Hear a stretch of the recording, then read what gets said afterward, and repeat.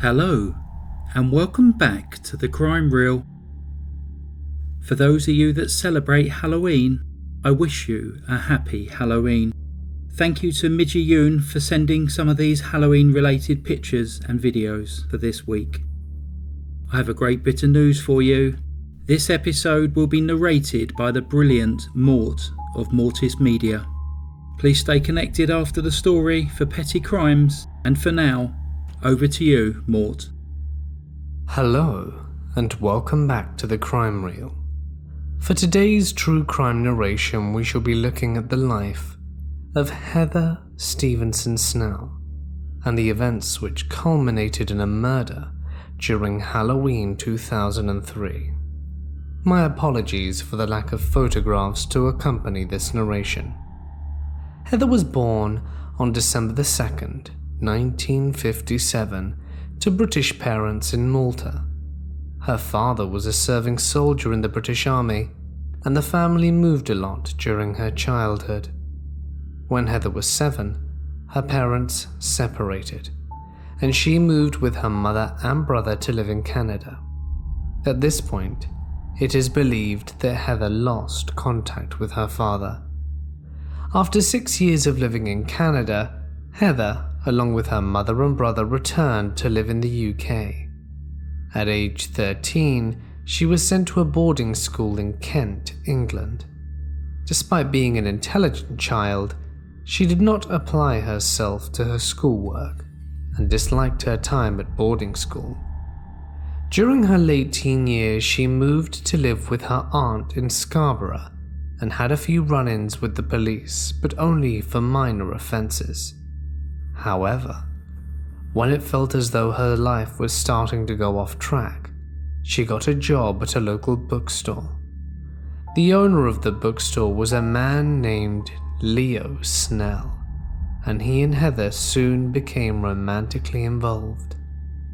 In 1978, within months of the pair meeting, they were married, and their son, who they named Solomon, was born shortly after.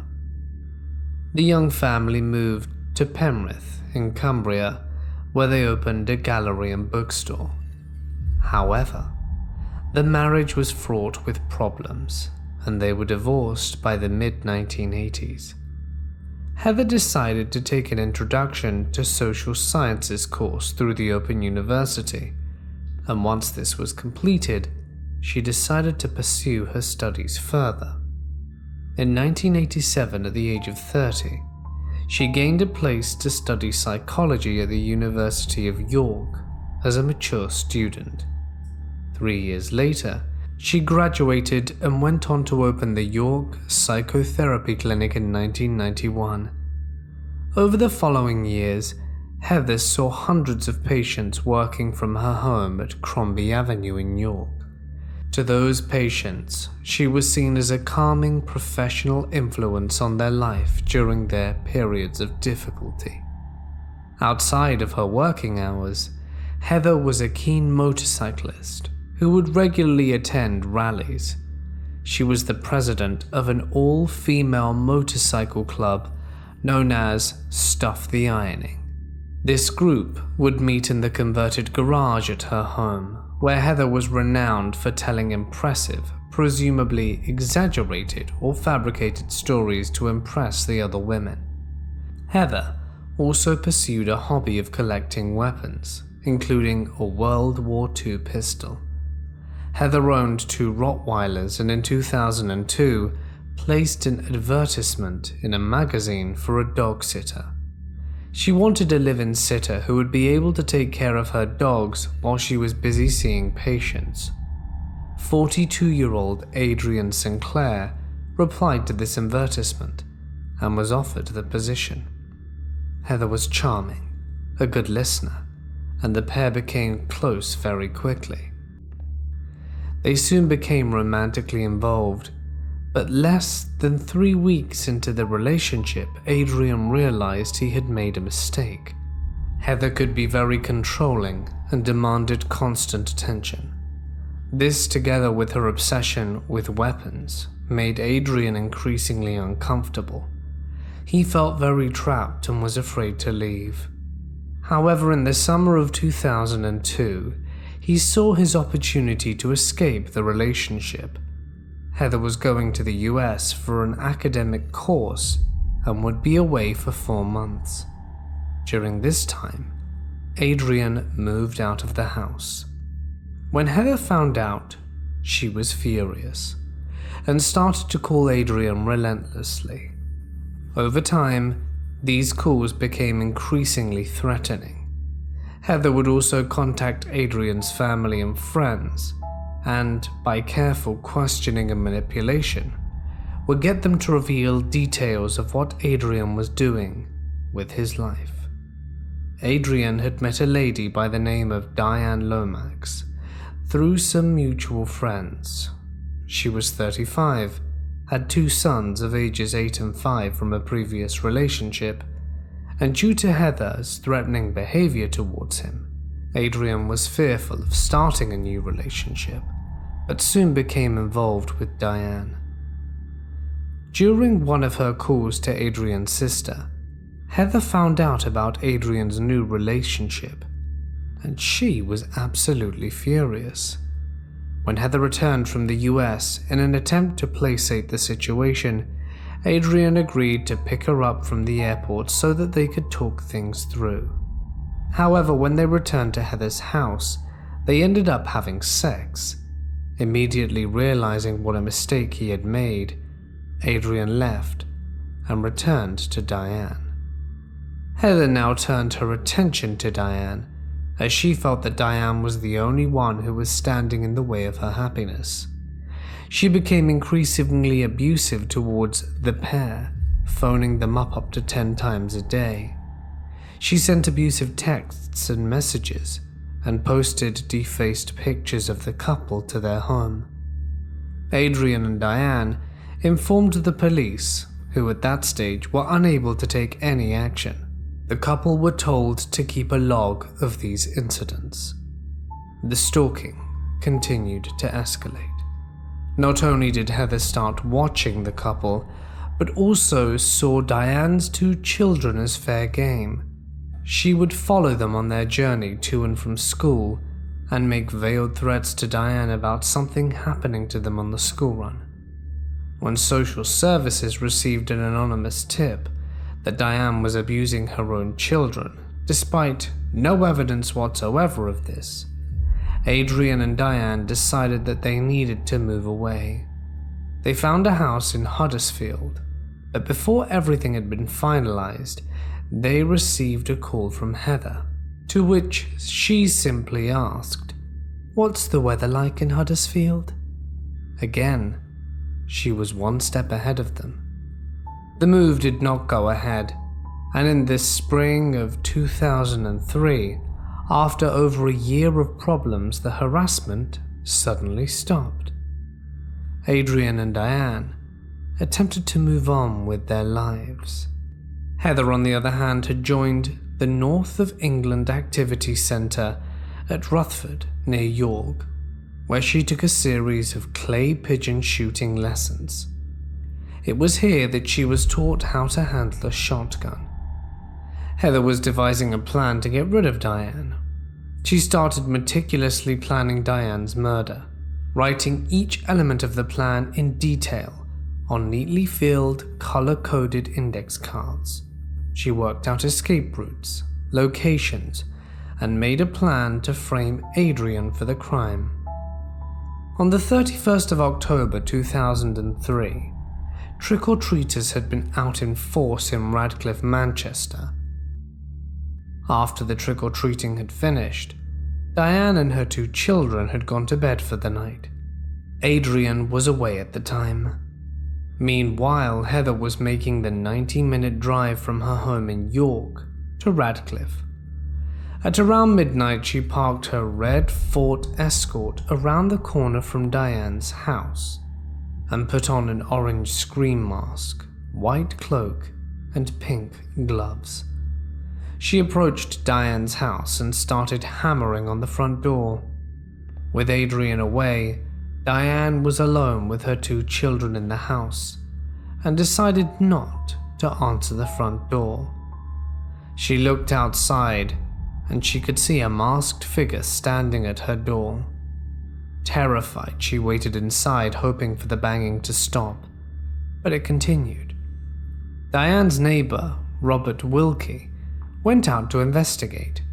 Thinking it was someone who was trick-or-treating too far, Robert asked them to be quiet, and Heather told Robert to go away and mind his own business. Robert again asked Heather to stop making so much noise and requested that she took off the mask. Heather told him to go back inside. However, Robert didn't. Instead, he reached forward to pull off the mask, and as he did so, Heather pulled a shotgun balanced on a homemade shoulder sling from under her white cloak. Approximately 1 meter away from Robert, she fired a single shot, hitting him in the stomach. The recoil of the barrel smashed back into the left side of Heather's face, and she immediately ran away. At around 1:30 a.m. on the 1st of November, police spotted Heather's car driving suspiciously slow along the M62. Assuming that it may be a drunk driver, the police pulled the car over. Heather gave them a false name and explained that she was driving home to York. One of the police officers spotted something suspicious looking in the back footwell of the car. When this was checked, the police found the white cloak covered in blood, along with the shotgun and cartridges. Heather was frisked and found to be carrying a knife in the waistband of her trousers. She was arrested for the possession of a firearm. When Heather was interviewed, she was uncooperative and inconsistent. It was clear straight away that she wanted to be in charge of the situation, stating what cell she wanted to be in, the time she wanted her food, and how long the interview should last. A police search of her house revealed her entire plan, carefully noted on the index cards. However, the one thing which Heather hadn't planned for was being interrupted by the man next door, Robert Wilkie, known as Bob. Bob was a 43-year-old ex-soldier. He had recently become involved with Debbie O'Brien, who lived next door to Adrian and Diane. Debbie had 2 children from a previous relationship, aged 14 and 9, who Bob became very close to. And after 10 months of dating, Bob had recently asked Debbie's dad for her hand in marriage, and the pair had become engaged. Debbie had been instrumental in helping Bob reconcile with his older brother Billy, just 2 weeks before Halloween of 2003. Despite the emergency services arriving within minutes of the shooting, Bob sustained massive internal injuries and could not be saved. Heather was charged with Bob's murder and the attempted murder of Diane. In 2004, she was tried at Manchester Crown Court. She pleaded not guilty to the charges, claiming that she had gone to the house that evening to get her dog back. She claimed that she had never been involved with Adrian and that she had sacked him from his dog-sitting job as he was not up to the task. She went on to state that Adrian had previously attacked her. She also claimed that the gun had gone off accidentally that night during a struggle with Bob after he had punched her multiple times in the face. These facts were disputed by the prosecution, who additionally brought into evidence a CCTV tape which had recorded the sound from the incident, although not the images due to the direction of the camera. Heather showed no remorse during the court case. Following a 2-week trial, she was found guilty of Bob's murder and Diane's attempted murder. Heather displayed no emotion as the sentence was read out. On the 21st of September 2004, Heather was sentenced to life in prison with a minimum term of 22 years. She was called bizarre, twisted, and a danger to the public.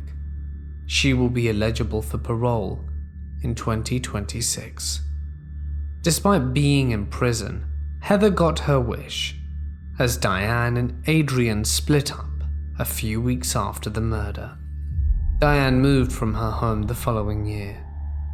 A year after the murder, on Halloween 2004, Adrian was beaten up by a group of people who claimed, "This is for Heather."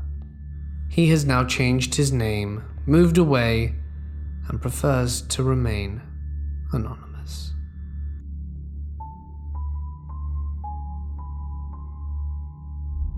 Thank you so much for that, Mort.